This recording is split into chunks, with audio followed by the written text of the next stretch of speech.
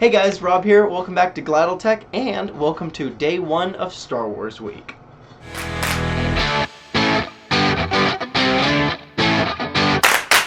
Alright, I told you guys in my last Gladel Talks video what Star Wars week was, but just to recap, Star Wars week is the week of May the 4th. Zach and I have plans to post one video per day. That's 7 videos of Star Wars content for you guys to enjoy. Day one today is going to be a DIY/cosplay video. I'm going to mod a 2008 Hasbro Clone Trooper Helmet. That's about all I have to say for the intro. Let's dive right into the DIY. Hey guys, so here's the helmet I'm going to be modding. You see it's a Hasbro Clone Helmet. I believe it came out in 2008. Full helmet. It's a nice helmet as it is, good base. But I do want to do a few things to it. I want to make the visor smaller, so that way it's more accurate to what you see in the show and on the in the movies. I want to cover up the sides here, so that way you don't see the buttons anymore, because I'm going to fully take out the electronics. I don't want any of that on there. I'm going to fill in these seams to make it more smooth and just a solid thing, and then I'm going to sand it all down. And then I'm going to repaint it, giving it a good GladelTech themed color using some blue and green. So that's the plan for the helmet. Let's dive right into it.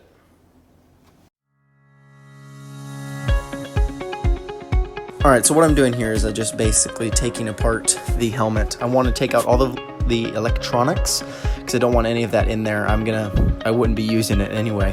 The voice changer is pretty crap, and the preset voice dialogue bits are kind of useless in my mind for what I'm going to be using this for, or just as a basic helmet. I don't really want those in there. So I'm taking all that out and just unscrewing everything I can, pulling out all the little bits and pieces here.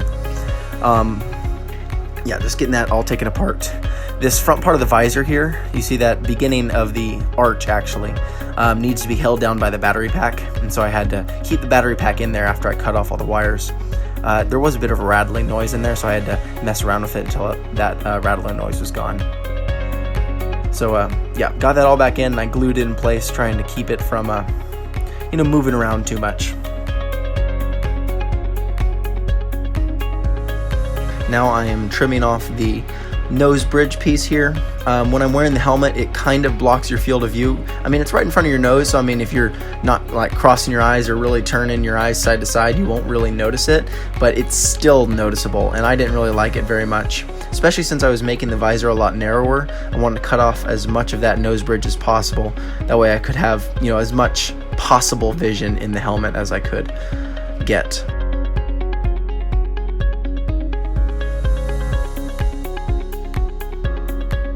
So yeah, this was just alternating between the knife, the drill, the Dremel, and sanding paper, just to get it all smooth and cut down to what I wanted it to be.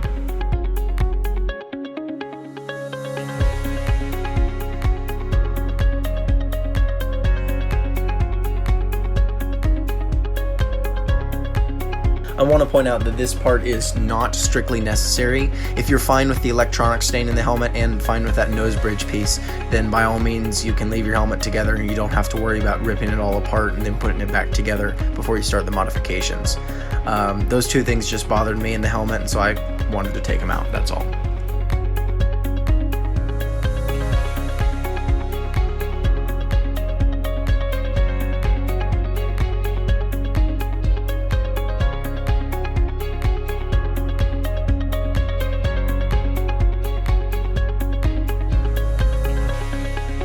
And then I reassemble the entire helmet after I'm finished with everything, putting the visor back in place. I did leave a few pieces out of the construction, primarily that long piece you can see off to the side of the camera there, long piece with that square rectangle-ish size piece at the top of it, because that was only really there to hide the microphone cord, and it, went over where the nose bridge piece was, so it would be kind of pointless to have it in there after cutting out the entire nose bridge. But I do end up using that piece a bit later when covering up the battery and switch holes, but obviously we'll get to that.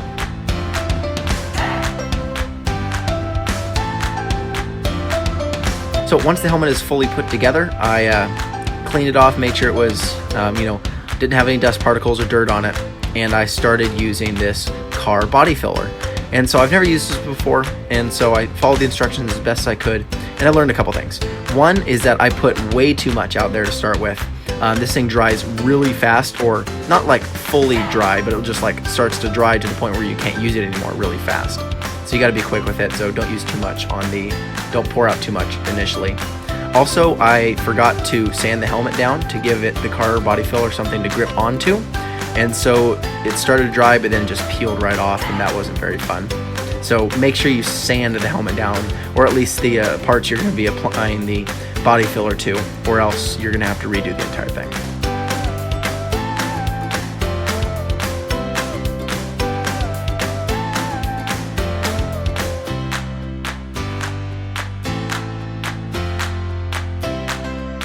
Now, like I said, this car body filler dries really fast, so work in smaller batches. It's better to have to mix up more than to realize you used too much or poured out too much initially and it dried too fast. So just small batches, back and forth, putting it on the areas you want to. This is supposed to be filling in those little gaps you can see. Now I am masking off the visor area so I can get a template of what it looks like. Cutting away the excess masking tape that isn't touching the see-through part of the visor. And then once that's all cut away, I am going to peel up the masking tape that's on there and then put that onto a piece of paper, which you can see right here. And now I'm going to use a pen to trace along the template I've made, roughly what space needs to be filled up with the plastic sheet I bought. And so as you can see, I'm just kind of filling it on there. This is me testing it on my helmet. I'm sorry, that's a bit out of the camera. Sorry, testing it on my head to make sure I can see out of it still. This is just trimming, just constantly trimming and changing the sizes, whatever you think fits best and whatever you like the most. I found a template that I was happy with, and I traced it onto a piece of paper.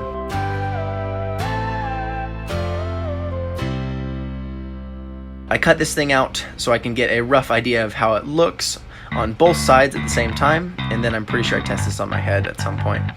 But then this is me tracing the template onto the 7mm polypropylene plastic sheet. I got it from Amazon. I'll link it in the description.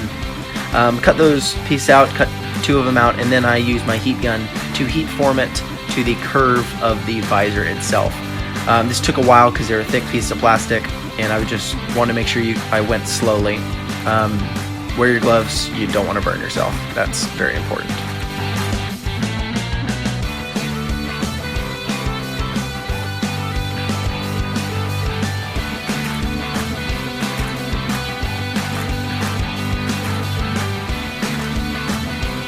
I did put on another coat of car body filler just to fill in some more gaps that I had missed with the first coat that I had put on.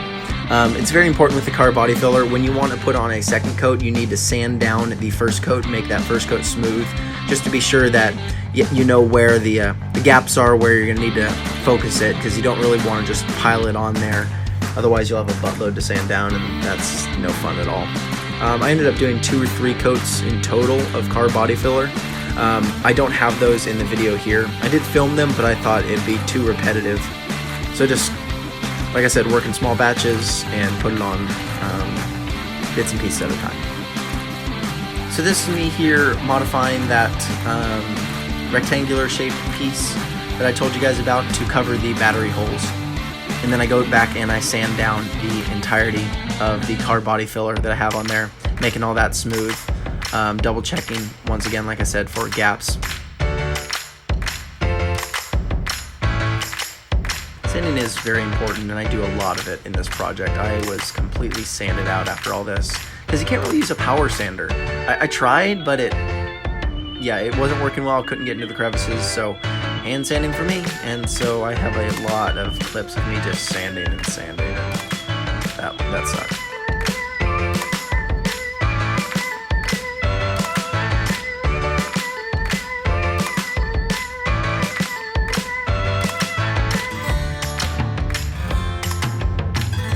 More heat forming of the visor pieces, and here I am about to start gluing them on. I used basic hot glue once I got the correct shape that I wanted, because honestly I didn't really need anything else. So I put the glue on there. You got to be quick with hot glue, because if it's not applied quickly, it'll dry fairly quickly.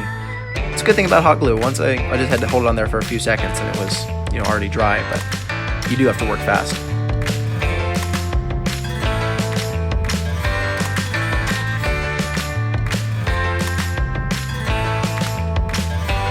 And this is when I first start seeing the helmet fully come together. The top looks smooth, the gaps look filled in. It really looks like a more accurate clone helmet, as you can see right here. And I was proud of it, and I am proud of it. Once again, this is me messing with this piece here. It was slightly warped, and so I did use a block of wood to flatten it out. You can see me placing it on there after I've trimmed it up properly. Use hot glue to glue it on. And then, back to sanding, because that's, like I said, that's a thing I do a lot in this video.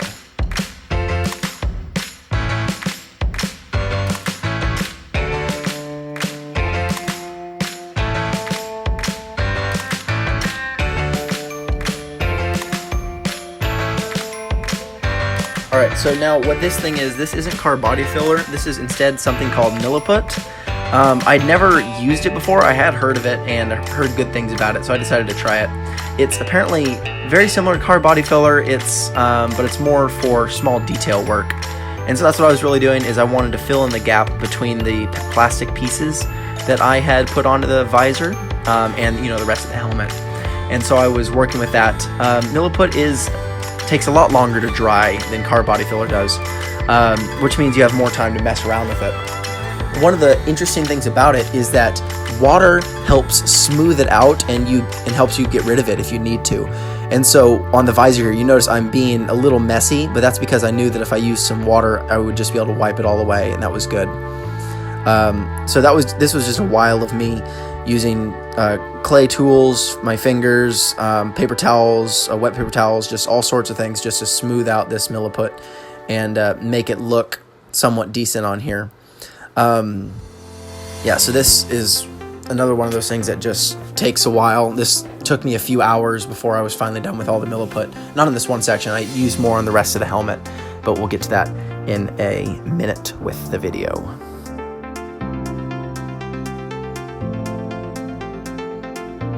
So I decided about halfway through this project that I didn't want the helmet looking pristine. I didn't want it looking like it was a brand new helmet right off the line and whatnot.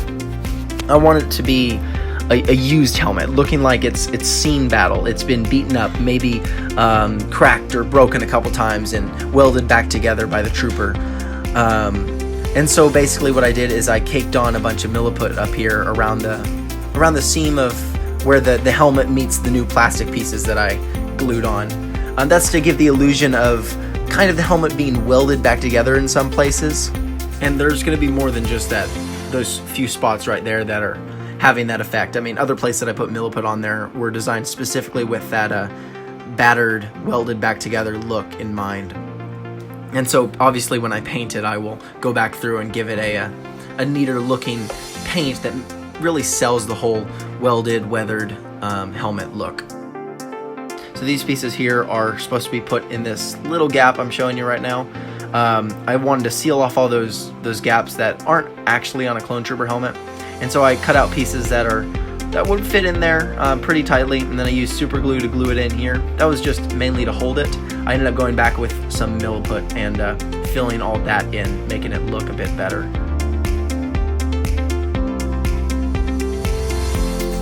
And now we're onto this painting stage. I did skip over a clip where I sanded down the helmet, but that's just basically sanding everything to make it smooth and not rough and bumpy for the painting and whatnot. Also remember to rough up the rest of the helmet that you didn't sand before, so that way the paint doesn't, peel off as soon as it dries. This is just a basic white primer. The only spot of the helmet that I masked off was the visor, because everywhere else was getting the base white paint. This is after after the paint dried and after I masked off the spots that I wanted to be green on the helmet, which you'll see when I peel the paper and the tape off after it's been dried. what that looks like. It's always really satisfying to me to peel away the painter's tape and the newspaper or the Walmart bags or whatever you're using to mask off the helmet. Just peel it away and see the finished paint job underneath. That's really cool. I enjoy doing that.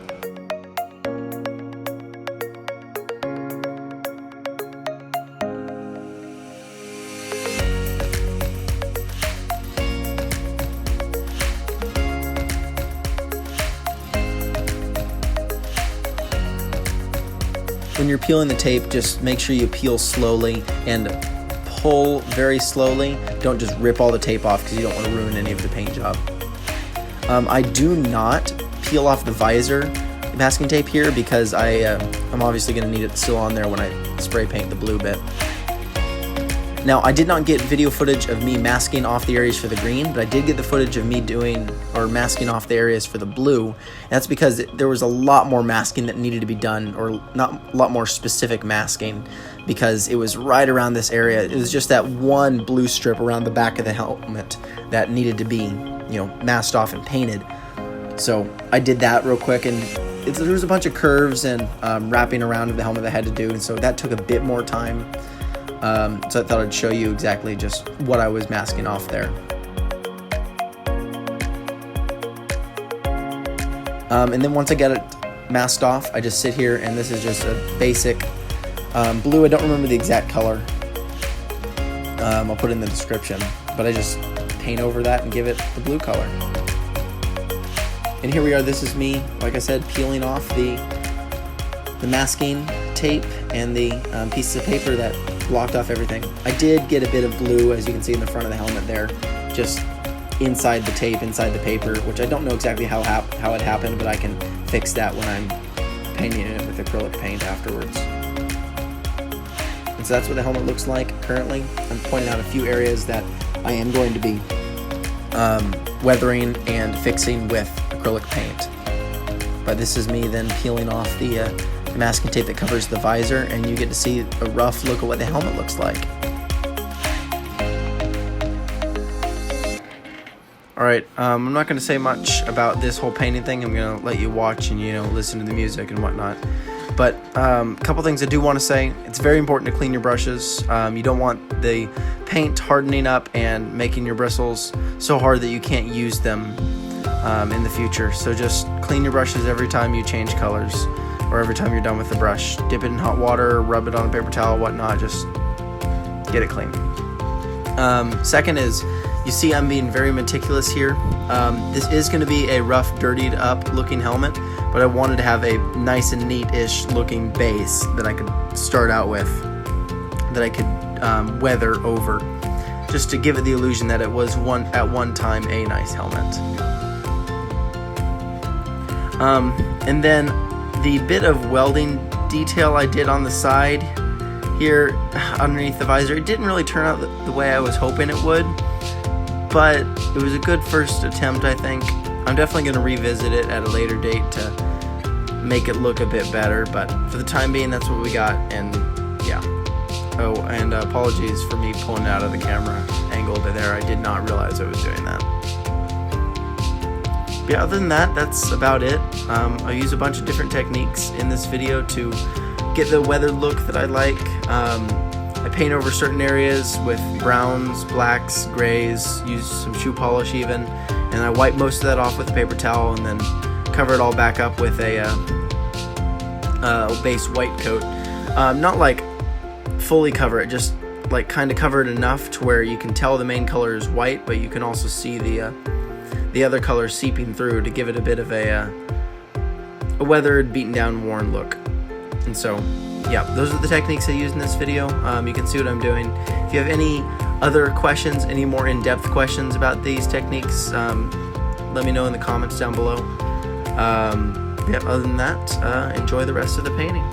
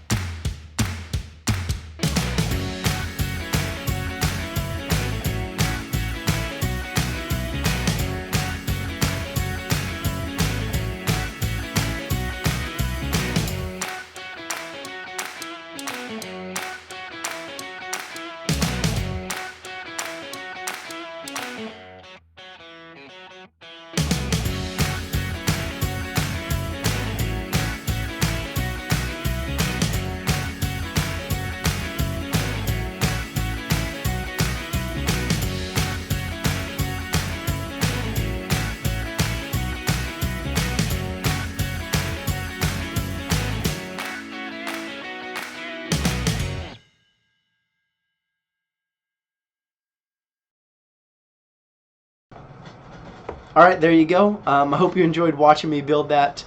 I can tell you guys for sure this is not what I envisioned the final product would be. When I started the project, I thought it would be a lot different than how it turned out, but I am happy with what I ended up getting it to look like. Yeah, I like the weather look as opposed to the brand new helmet look. And then the stuff with the tally marks, the scorch marks, the welding seams, which I hope I conveyed that well enough on there. I might go back and edit those a little later, but for now I think these will do. Yeah, so the weld seams, just the overall dirtiness of the helmet, the GT at the back, if I can get the camera to focus on that or kind of see that well enough. The GT on the camera there, that's a good lighting-ish. GT for Glidal Tech. Makes it all of that combined makes it a bit more personal and seems like it's actually a helmet that's been used in battle and whatnot. And so yeah, that's basically what I got for the clone helmet here. In the future of this helmet, the product isn't fully done. The project, I still have a few more things to do on it.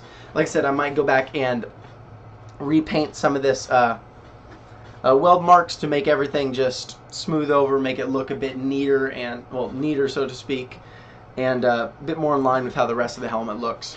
And then I still have to put padding on the inside to make it, fit snugly on my head, because right now if I put this thing on, this thing is like really, really loose.